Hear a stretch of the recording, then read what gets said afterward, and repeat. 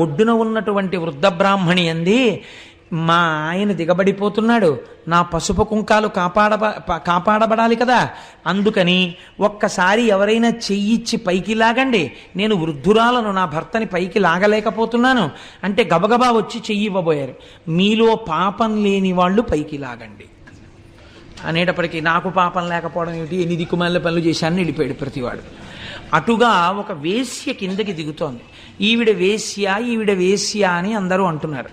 ఆవిడ దిగుతూ వచ్చి నేను లాగుతానమ్మా అని చేయి పట్టుకుంటే ఆవిడంది పార్వతీదేవి, ఏమమ్మా అందరూ మాకు పాపం ఉందని వెళ్ళిపోతుంటే నువ్వు ఒక్కదానివి వేశ్యవి అని వాళ్ళందరూ చెప్తున్నారు, వాళ్ళ పాపముల కన్నా నీ పాపము గట్టిది కదా, నువ్వు ఎలా లాగుతావు నా భర్తని అని అడిగింది.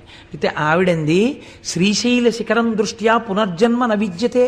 అమ్మా నేను ఇప్పుడు శ్రీశైల శిఖర దర్శనం చేశాను,